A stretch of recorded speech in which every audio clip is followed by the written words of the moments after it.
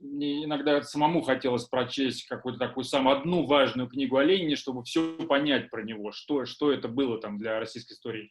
Такой книги нет. Вот про Сталина есть такая книга, да, это вот Стивен Коткин, такой историк американский. Он написал окончательную книгу о Сталине вот на сегодняшний день. Вот про Ленина, мне кажется, не было. То есть это вот в этом смысле такой вот спортивный интерес, вот он мною двигал. Ну, плюс есть еще такая вещь, как там травма, связанная с, видимо, советским периодом, потому что там первые 16 лет я прожил при СССР, то есть это при культе Ленина, да, я не знаю, когда был пионером, я там вынужден был там 22 апреля выходить и там охранять в почетном карауле памятник Ленину, не понимая, что это все значит, да, а потом вдруг там в 16 лет выяснилось, что все это был такой как бы нелепый квазирелигиозный культ, да, и вот это, ну, от этого странного вдруг как бы изменения, да, произошедшего, там, видимо, возникла какая-то, я так думаю, как бы, да, у меня в голове какая-то травма, да, и некий невроз, который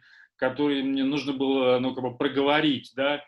Я рассказал его историю каким-то таким языком, который никогда никто про Ленина не рассказывал, потому что вот у всей вот этой литературы о Ленине есть, ну, как бы сложившийся канон, да, есть некий язык, которым можно говорить о Ленине, да, он может быть там в двух вариантах, либо такой диссидентский, либо наоборот такой советский, официальный, но никакого другого. И вот, ну, я пытался, по крайней мере, придумать какой-то такой язык, на котором о Ленине никто не рассказывает. Но мне кажется, что ну, фигура Ленина на самом деле хорошо объясняет там, любому современному человеку вот тот мир, в котором он оказался, да, потому что там ни капитализм никуда не делся, да, несмотря на то, что это там слово дискредитировано, да, его обычно заменяют, как известно, словом экономика, да, и никуда не делась вот эта связка капитализм плюс национальное государство, да, и которая в России там чувствуется особенно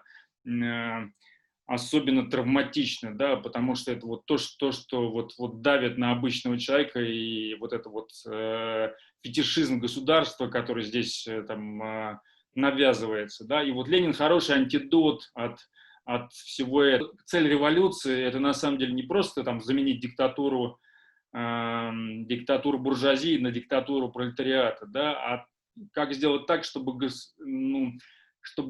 государство могло отмереть, как построить такое общество. Вот это вот Ленин как антигосударственник, да, это вот, мне кажется, это такая актуальная вещь не только для России, а вообще для многих обществ, где вот это национальное государство является таким фетишем, и ради которого там от людей требуют каких-то постоянных жертв. Да. Вот удивительным образом вот Ленин вот в этой ипостаси он тоже там хорош как философ, объясняющий, как все устроено. Да. И революция нужна для того, чтобы как раз не просто поменять, еще раз говорю, один класс на другой, да, а чтобы там построить общество, в котором нет классов, и, соответственно, не нужна вот эта машина насилия. Вот такой Ленин необычный, и, мне кажется, именно он актуален вот сейчас.